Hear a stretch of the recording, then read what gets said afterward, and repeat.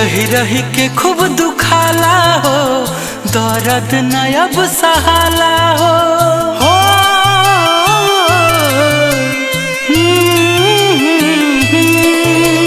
रही रही के खूब दुखाला हो, दर्द न अब सहाला हो। काहे खाती हो लाई प्यार, ऐ वैज्ञानिक मेरे यार, कर दो दिल के दवा का आविष्कार हो। ऐ वैज्ञानिक मेरे यार, कर दो दिल के दवा का आविष्कार।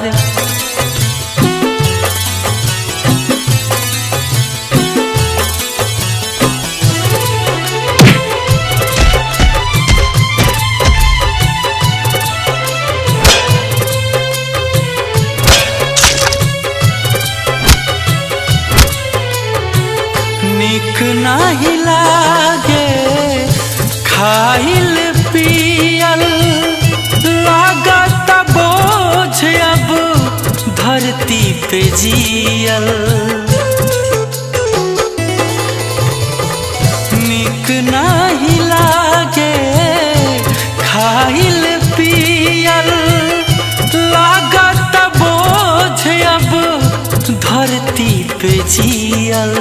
जगले हो जाता भोर हो, अखिया से गिरे लोर हो। सुनसान लागे संसार, ऐ वैज्ञानिक मेरे यार, कर दो दिल के दवा का आविष्कार। हाँ, ऐ वैज्ञानिक मेरे यार, कर दो दिल के दवा का आविष्कार।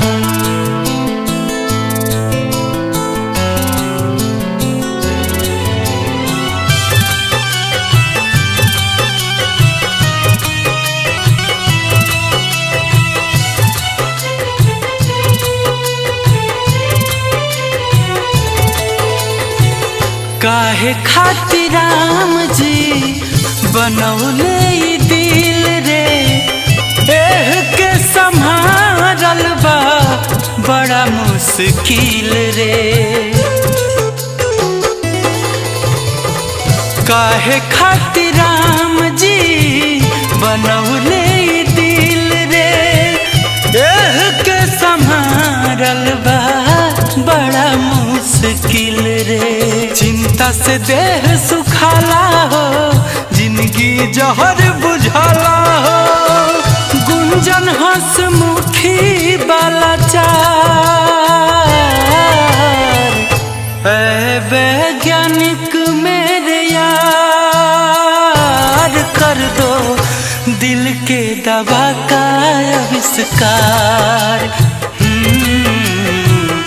ऐ वैज्ञानिक मेरे यार, कर दो दिल के दवा का आविष्कार।